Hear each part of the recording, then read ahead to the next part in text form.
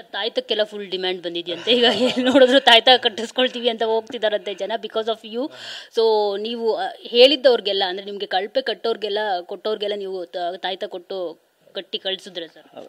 Madam ಅದು ಸುಮ್ಮನೆ ಹೇಳಬೇಕು ಅಂತ ಹೇಳಿದ್ದು, ಬಟ್ ಆದರೆ ನನ್ನ ಆಟದ ಮೂಲಕ ನಾನು ಫೈಟ್ ಮಾಡಿ ಎಲ್ಲರನ್ನೂ ಆಚೆ ಕಳಿಸಿದ್ದು. I am very proud of it. Sir ನೀವು ಬಿಗ್ ಬಾಸ್ ಮನೆಗೆ ಎಂಟ್ರಿ ಕೊಟ್ಟಾಗ ನೀವು ಕಾಯಿ ಹೊಡಿತೀರಾ, ಏನು ಹೇಳ್ತೀರಾ ಅಂದರೆ ತ್ರಿವಿಕ್ರಮ್ ಮತ್ತು ಭವ್ಯನ ನಾನು ದೂರ ಮಾಡ್ತೀನಿ ಅಂತ. ಅದರಲ್ಲೊಂದು ಸಕ್ಸಸ್ ಆಗಲಿಲ್ಲ ಅಂತ ಅನ್ಸುತ್ತೆ. ಸೊ ಅದ್ರ ಬಗ್ಗೆ ಹೇಳೋದಾದ್ರೆ ಮತ್ತೆ ನೀವು ಅಲ್ಲಿ ಮನೆಗೆ ಹೋದ್ಮೇಲೆ ಅವರಿಬ್ರು ಜೊತೆನೇ ಜಾಸ್ತಿ ಮಿಂಗಲ್ ಆಗ್ತೀರಾ, ಇದ್ರ ಬಗ್ಗೆ ಹೇಳೋದಾದ್ರೆ? ಮೇಡಮ್ ಅದು ಸುಮ್ಮನೆ ತಮಾಷೆಗೆ ಹೇಳಿದ್ದು. ಅವಳು ನನಗೆ ಒಳ್ಳೆ ಫ್ರೆಂಡು ಆಚೆಗಡೆ, ಆಮೇಲೆ ತ್ರಿವಿಕ್ರಮ್ ಅಲ್ಲಿ ಪರಿಚಯ.